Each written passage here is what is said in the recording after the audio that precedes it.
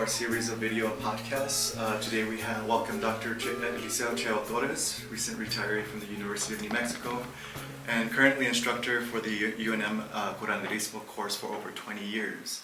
And we also have Tonita Gonzales, traditional healer and director of UNM Traditional Healing and RAISES Community Education Organization. Today they will discuss the topic of Curanderismo, culture, language, and traditions. They will share their many years of work in preserving culture, language, and traditions of healing through education and practice of Curanderismo with communities of Mexico and the U.S. Southwest. So welcome once again. Thank you for being here. Thank you, Tom. Thank you. So I'd like to start off with, tell me a little bit about Curanderismo. What role has it played in your life, in your family, and in the communities you've served? Should I start, Tonita, or do you want me to? Well, Curanderismo, as we know it, is the art of traditional medicine and the art of healing. And it comes from the word curar, which means to heal. And I grew up with it. My mother was not considered a curandera, but she should have, because she used medicinal plants and rituals to keep all 6 siblings healthy. And it wasn't until I met my teacher for about 30 years, Crescencio Alvarado, known as Chenchito, that I started learning more about the Curanderismo, the history of Curanderismo, and then I started teaching a course in Texas, and then continued here at the University of New Mexico for more than 20 years. And Tonita has been a partner with me, and then, I'll pass it on to Tonita. Well, thank you and welcome all of you for having an interest in this, what I call sacred art, but it's also, Curanderismo, like Dr. Cheo said, it's about healing.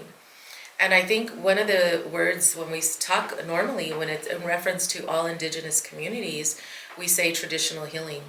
Because I think one of the beauty that both Cheo and I have discovered through many years is how much it correlates with so many indigenous communities around the world. It's something that we have in common. And it's something that, for me, it has been sharing our indigenous science. And that indigenous science came from our grandmothers, our elders, our ancestors.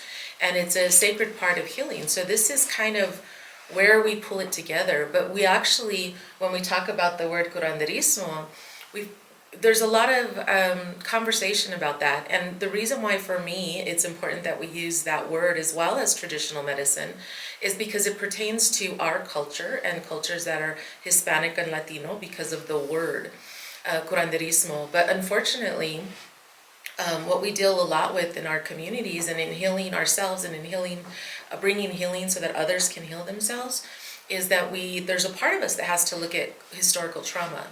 And curanderismo is a historical gift. It's how we heal, it's how our rituals, our practice, our beliefs.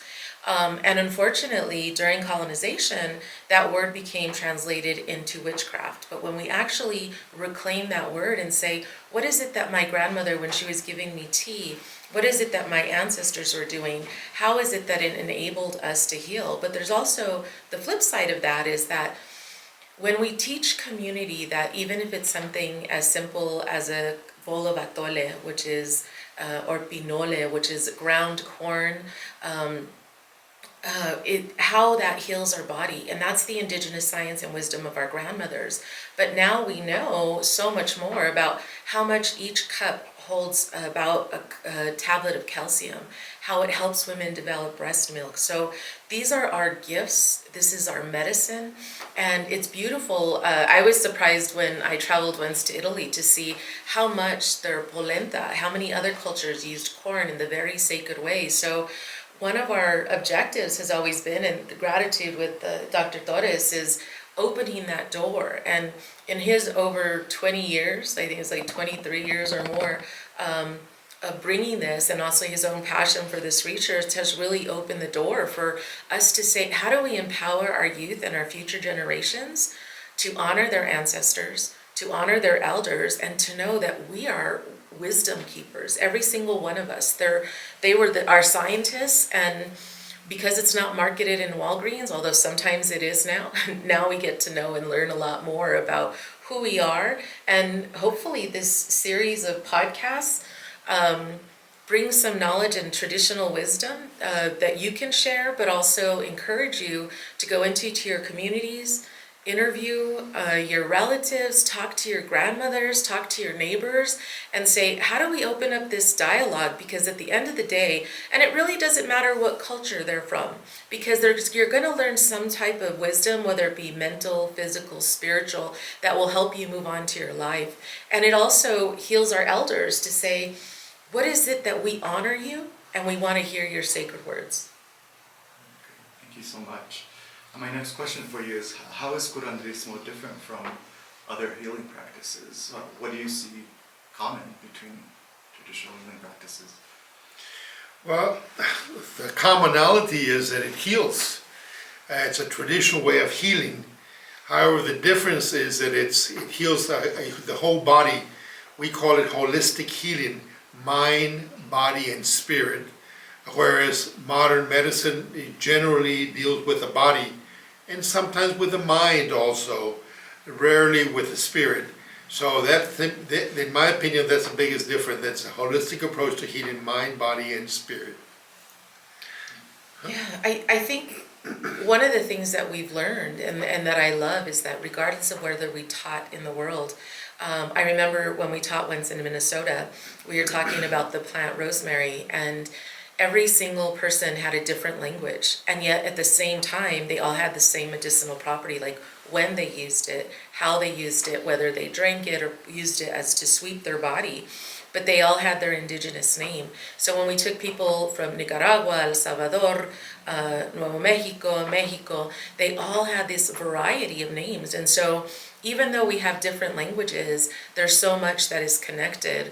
Or when, I taught in London and how they use the artemisia, how they use mugwort, and the way that their beliefs, it's actually quite fascinating, because when we talk about the spirituality, whenever we're going to go and pick a plant, we ask permission. And that's pretty common throughout Europe, throughout Africa. We've opened the doors with UNM and bringing these different healers to say, what is it that we have together? How do we use this? What is this plant about?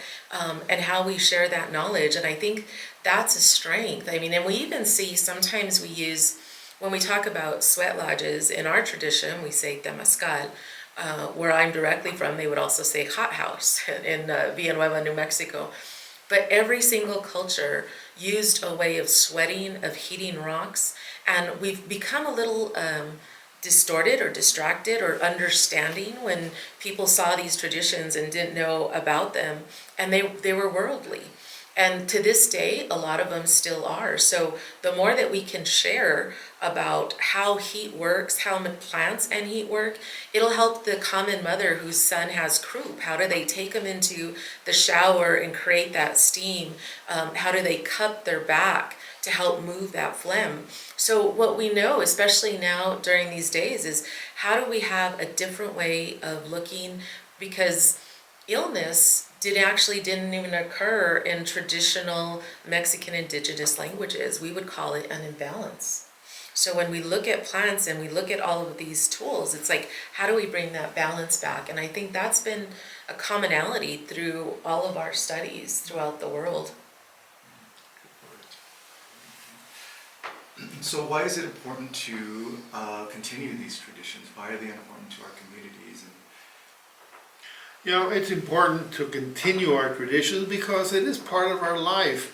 I teach 3 courses during the year, in the fall, the spring, and the summer, and we have a large enrollment of students. Students seem to be trying to reclaim their culture, especially in traditional medicine, and it's important that they do that, and they do it in the right manner. We have healers that are experts. Tonita's one of them. She got her certificate at CEDEC, Centro de Desarrollo hacia la Comunidad in Cuernavaca, Morelos, Mexico. And we work with a lot of professors from that school, Rita Navarrete, Doris Ortiz, and others. So we're trying to revive the traditional medicine, and in the correct way. People that are knowledgeable. We've worked with healers from Africa, from Cuba, from Puerto Rico, from Ecuador, from different countries, Peru. So we are working with a number of groups that have practiced traditional medicine, and there's a lot of commonalities in all these groups. Anita? Yeah, thank you. You know, it's interesting. With Cheo years ago, part of my story was I was dealing with my own health issues. And even though everything that we taught in academia and our culture was you go to college, you get your degree, you continue to study, and we did that. But at the same time, when I graduated from college, I felt like little by little I was being disconnected from my culture. A lot of us can identify that because it doesn't resonate with who we are, especially being from an amazing state, from New Mexico, or from where my family's from, which is part of my family is Gonzales Ranch, New Mexico. The other part of my history is Mescalero Apache and down in Tolorosa. And what it did is as I went more into academia or even in high school, it's like we didn't learn about our history. We didn't learn about the wisdom of our elders. We learned a different tradition. And so when with the class that Cheo brought, I was looking for a curandera. There was a time in my life that my grandmother said, use ruda. I had gotten paralyzed, massage your face. And because I was so scientific with my degrees in mathematics, I was listening to the doctors who said, don't do massage, don't do this, don't do that, don't take vitamins, don't do herbs. And it really took an elder that I met through Cheo that had come in. There were two people that had a significant role. And what she did at the time, because I couldn't smile because I was paralyzed, and she said, the problem isn't about the paralysis. Like, you can't laugh because of that. It's because of the pain in your soul. And she says, when was the last time you laughed? And I remembered instantly when she asked that question that I had already been paralyzed for 10 years. And at the moment that I graduated from college, I lost my grandfather. And I was so mad at myself because I went to college out of New Mexico. I was not able to see my family as much. And I was very close to my grandparents. And actually it was a discussion my family had as if whether it was appropriate for me to go to college. And so when I came back home and my grandfather died, I was so mad at myself because I had lost those years. So when Rita asked me this question, who's an amazing healer from Mexico, it opened my heart to be like, I've been looking in the wrong direction this whole time. So we ended up, there was another healer, Sophia, in one of our health fairs that put acupuncture. And Rita and she did some traditional fire cupping. And I went into it, the Temazcal, and it was at that point that it was doing that spiritual work about loss and healing that opened that door, so that slowly and slowly I became unparalyzed. And it's a part of where, when I went to college, I remember packing up my stuff to go to the dorm, and I took like blue cornmeal, and I took sage, and all these tools. And I don't think that we realize that how we can incorporate them into our lives. So for me, like, why is it passionate? In Mexico, this is obsidian, it's a stone. This is the traditional size. And what we know is one of the major parts of healing is quién soy, who am I? So what the healers would normally say, especially in Mesoamerican times, and they would say to look into this, and I don't know, you could probably see, but what you end up seeing is your reflection. Because they would say, this is the person that's going to heal you. This is the person. So they weren't empowering a doctor or a healer or anybody. They were saying, how do you change your own health? How do you make those decisions to be responsible, to say, what is it I'm putting into my body? Where is it that I'm watching? I remember one of my teachers, Rita, saying, if you're going home and watching scary movies, then you're changing your mental ability. So it isn't just what we put into our bodies, but what we put into our mind, to our soul. So it's a whole wrapped around effect. And because especially, well, not just especially, but I know here in New Mexico, where our gente is from, there's huge disparities of health. We have our communities that are dying and that are suffering, and not just from physical illness, but from being detached, as Cheo said, to our culture. So it's a critical time, and so we're really hoping that these series of podcasts open that door for you to investigate your own culture. ¿Quién soy? Who am I? What is it that your elders brought? And some of us, we have very different types of families. We're not grown up in our communities all the time. We're in academia, we're in big cities. but we have to find a way to connect, because sometimes it's those little things where you're just like, why is it odd? We talked a little bit about yerba de manso. This is a great New Mexico treasure that we harvested with my prima, and this is actually from her store, a tincture. It's great medicine, and it's fundamental into how we in New Mexico heal from infections. It's an anti-cancerogen. We use it for infection. We use it when people have lacerations that aren't healing, both topically and internally. And so it's a sacred medicine. And we have a lot of people that are advocating to make sure that there's enough. So how we harvest it, how we do things with consciousness, it opens up our spirit and our mind and how we work. So each of you have made great effort to preserve the traditions of the medicine, and Cheo, with your courses, I'm curious how that all started. Also, how did you start your clinic, and how was the RAISES project? Well, the courses that I teach started more than 20 years ago. I had taught a similar course in Texas, at Texas A&M Corpus Christi, to a group of nurses. When I came to New Mexico, I discovered the diversity of this wonderful state and the interest in traditional medicine. So I started this course, and it's blossomed. It started with one course in the summer. Then I started an online class in the fall, another one in the spring, and then I kept the summer course. Of course, because of COVID, it hasn't gone live for the last 2 years, but we've been doing it online. My colleague and co-instructor, Mario Del Ángel Guevara, is now teaching this course totally in Spanish in the Department of Spanish and Portuguese. Honors program has taken over the course. Mariah Gomez, Dr. Gomez, is teaching this course in honors. And we offer 4 courses to the community. It's online, they're free courses. They only pay a small amount for a certificate if they wish to get a certificate.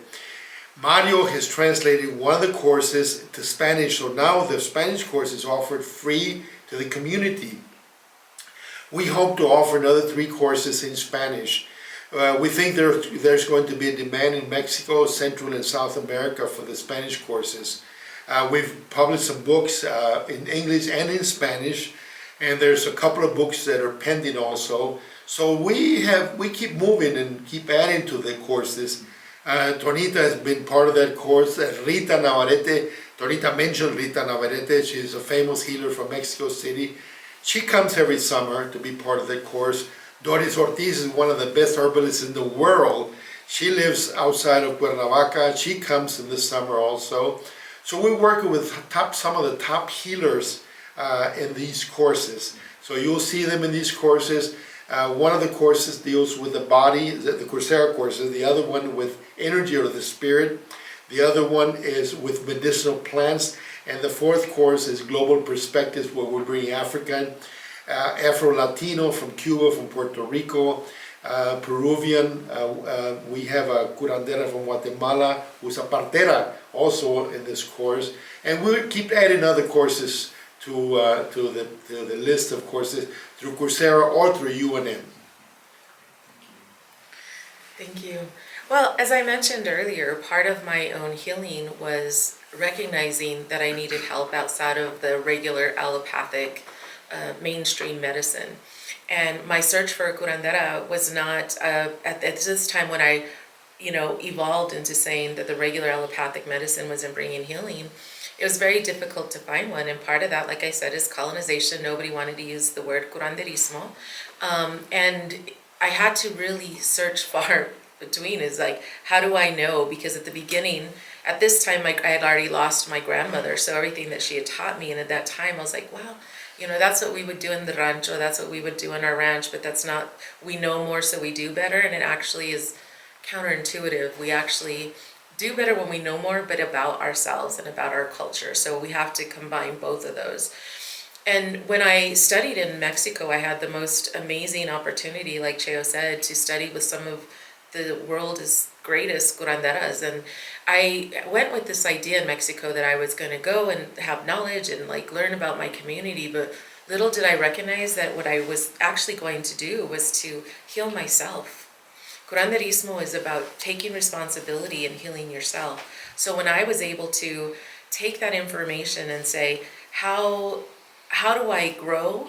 You know, there was a part where, like I said, Rita at the beginning would do the traditional fire cupping, we call them ventosas on my face. But then it evolved to, like, when I had facial pain, how do I take those ventosas and do it to myself?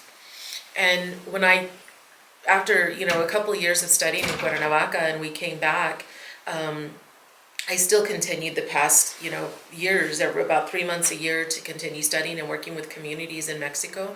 But I was able to see how they went into communities. Communities weren't going into them. They were going into communities and reminding them about the wisdom of the plants, reminding them about the wisdom of the foods. And I also learned a lot, even from the children who were saying, you know, we drink this tea, and they would go to the leaves or the plants and we have parasites, and they knew a lot more knowledge. So when I came back, I was like, how do we get this information back to community? So one of the things that we did is I had opened my own clinic, which was Temazcal Tonantzin in the North Valley here in Albuquerque, but I wanted to create a dialogue.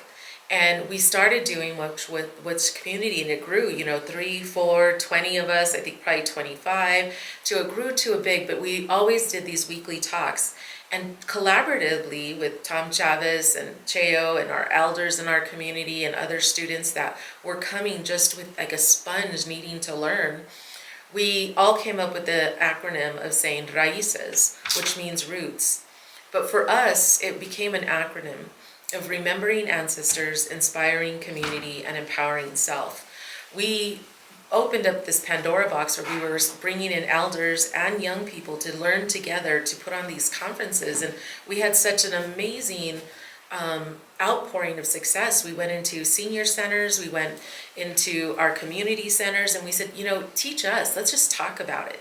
So I think we all grew and we all learned so much about sacred herbs in different cultures and how the community came together. It was an outpouring of love for community that really allowed Raices to grow. And so we became in partnership with UNM and in partnership with Chile, which is the collaboration for health equity for Hispano and Latinos, and all of our indigenous brothers and sisters. So it's actually billed, we say in Spanish, comadres or compadres, like co-mothers and fathers in this medicine and how we work with community. But it wasn't about teaching community. Actually, a good part was about learning from community and building this amoroso, that's like loving brotherhood and sisterhood, about we need to take responsibility for our healthcare. We need to take responsibility for our health. And how do we advocate for that? So I think that's why it's so critical for me that we see today so many people that are still suffering from health consequences, and the medicine's there. Yeah, so where do you see the future of Curanderismo going now? I'm very optimistic that the future looks very bright. We're talking about merging both allopathic modern medicine with traditional medicine, like they've done in China, like they've done in India, and like they've done in Mexico. Tonita has worked with the Intercultural College, which is a tribal college in Mexico, Estado de Mexico, where they've been able to do that. So I feel that it's a matter of time before we start integrating both traditional with modern medicine. So the future looks good. Yeah, I'm so delighted in the work that we have done collaboratively, both in Mexico and here, and what I've learned, and really learning from the Mexicans, like how, you know, everybody with a very limited income can have these huge health fairs and treat each other, whereas in our system here, we've always said we're limited by money. But we're not limited by love, and that was the passion that we see in Mexico, that people are saying, you know, we all have this, or in something when they did H1N1, all of a sudden with the plant borraja, which comes from the Moors, as Cheo taught me, which means to sweat, we call it borage in English, they were making tinctures, but actually microdoses of this plant and sharing it throughout the country. And they had great success against H1N1. They didn't do all the immunization. They used this wonderful medicinal plant. So they had a different perspective, but it wasn't about, come pay me and I'll give this to you. It was like, how do we share this? Because for me, Curanderismo is about restorative justice. If we're really going to talk about inequities with health, and we know that they knew their medicine before, for me, restorative justice in medicine is saying, let them be who they are. give them their culture back, give them their spirituality, give them their traditional practices, their rituals, because when we really look at the spirituality of it, it all has the same holy, just called different names with different stories and different cultures, and that is sacred. And so when I am thinking about my healing, it's so important. And the more that you learn about other cultures, then you're just like, wow, there's a great group of people in our community, and we call it contemplative practices to meditate, right? But we think of this as some word that we can't relate to. But what this was my grandmother never called it contemplative practices. She called it praying the rosary, doing chanting, going for a walk, picking herbs, being in silence. My grandparents every morning would wake up at like 5 in the morning, and they would come together and they would pray, and whoever was in the house had to pray together. I mean, that's a spiritual practice that is very diverse throughout the world, and every culture has a different way. Whether, I always say, sometimes people in Buddhism have beads, which is very similar to the Catholic rosary. It's like changing our state of mind. We also see when we talk about yoga, right? That's like a common misconception because we see it all over the world and everybody identifies. But in Mesoamerica, it was Ginam, right? Or it was danzantes in their dancing. It was our traditional dances of matachines. These were our ritual spiritual practices that we danced for healing of our communities. So when we share that, then we're able to say, this is the kind of medicine, this is the type of energy that I need to move. We don't have to build yoga studios. It's a great concept, it's a great medicine. But when we relate things in their community back to their culture and who they are, then we're able to strive on the wisdom of who we are. Yeah, each of you have inspired many people across the globe, and I think after students take the class, they're very inspired to become healers themselves. And if someone wanted to become a healer themselves, what would you recommend, and what would that process be like? How can they learn more about the practices in depth? Well, we have a perfect example right next to me, Tonita Gonzales. She told you her story, how she became a healer. I think there's a lot of Tonitas around that want to learn more about this practice, and it's not going to happen overnight. Like anything, I mean, how long does it take for you to be a medical doctor? It takes years. So it takes time to become proficient in traditional medicine. But a lot of the students don't really want to become traditional medicine practitioners. They would just want to know more about what their grandparents did, how they healed them and themselves. So I think that information would be important. But we can collaborate with other programs, like we mentioned earlier, in Mexico, in China, in India, and come up with a system. We don't have that yet here in this country, but I think we can have it. And it's just a matter of time. We're a very diverse country. Every year we get more immigrants from different countries with traditional medicine belief systems. So it's just a matter of, and they're uninsured, and how do we deal with their health problems and their health needs? I think we can develop a new model of healing, and this model can meet the needs of many of these folks. It's just a matter of time. But I think this country usually does the right thing, and the right thing is to meet the needs, the health needs of a lot of our population that is not insured. Thank you. Yeah, I think one of the beauties of the UNM Curanderismo class, and we always have this controversy about, as we're hearing historical trauma, I think we have to really talk about appropriation versus appreciation. And why is that critical? Is that it is appropriate for every human being to heal themselves. I don't care where you're from in this world, what your culture is. If this inspires you to heal yourself, to know what you can do for your family, if you cannot, even if you get to a pharmacy, even if you get to an institution where they're talking about plants, bring that plant home and say, how did this relate to my community? We know, for example, that in China we use acupuncture. It's very well known in a lot of communities, but we don't know, and which is known a lot in Mexico, is that the Mayans did acupuncture as well. This is very common. A lot of times it was with cactus. As a matter of fact, I'm a practitioner of Mayan acupuncture, and the beauty of it was recognizing how they are similar. and how we looked at the same channel for our lungs, how we looked at the same emotions for our organs, how our emotions affected our health. And that was the beauty of it. And the beauty is that everybody has a right to heal. So we hope that this inspires you to read about your own culture and to read about your own wisdom and to find out how brilliant your ancestors were, just like mine. And that is the beauty in, I think, of how we do it. And I think the other thing that, has been interesting is part of my journey. People would say, Tonita, you share so much. And that is true, and I'm honored that. But I also understand that for some of our elders, it was about fear. Fear because we had our healers that were killed, that were persecuted, that were said, there was a lot of historical trauma. Some of our elders, and even my parents, they would say, here, when your stomach ache, to have some manzanilla.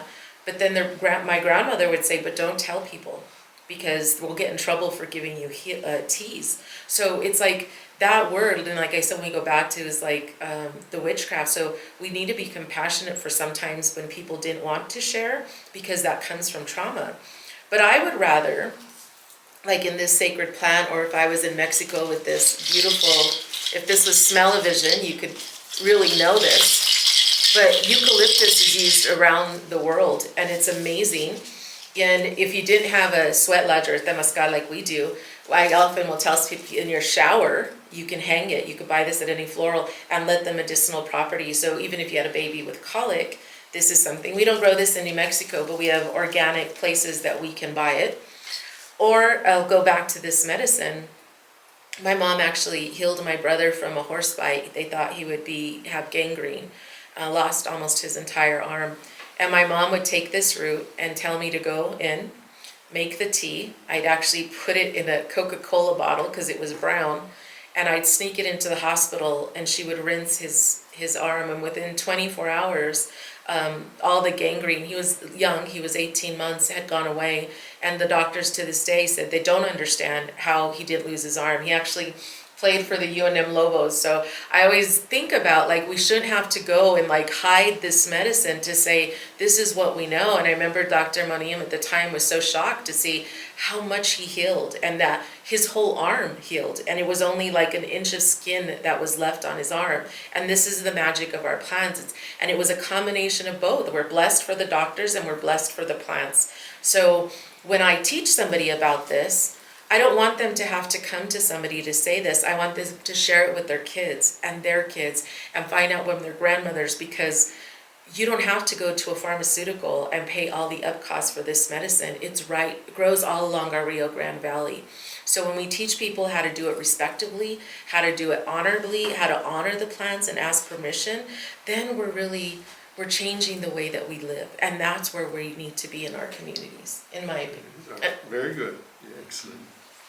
Great, thank you so much. It's always an honor to hear your words. It's always a great opportunity to listen to your words of wisdom, each of you, and the inspiring work that you do. So I really want to thank you for your time and your presence in this first interview of many podcasts and videocasts that we'll continue to have. So thank you once again for being here. Well, thank you, Tom. Thank you, Tonita. Thank you. And Tom has studied with us for many, many years, and I'm honored for him to be here and doing these interviews. And I encourage you all to watch our podcasts. Send us, information, send them questions. We have RAISES, which is a Facebook page that you're more than happy to, ask questions, find out for yourself. Join us at the UNM class this summer. Also on the UNM online classes, or their Coursera, in which they'll be offered now in Spanish and English. And also go into your communities, go to your neighbors, go to your abuelas, go to your ancestors. Find out a little bit more. It's amazing how much you'll know, and how beautiful you'll find out that indigenous science is. And it'll warm your heart, as it has mine, and it'll inspire you. So be inspired and watch the podcasts and have questions. And like I said, watch the podcasts with your family, with your grandmothers, with your elders, and make it accessible. And let's really focus on restorative justice in medicine and what it looks like in your life and in the life of your community. Thank you very much.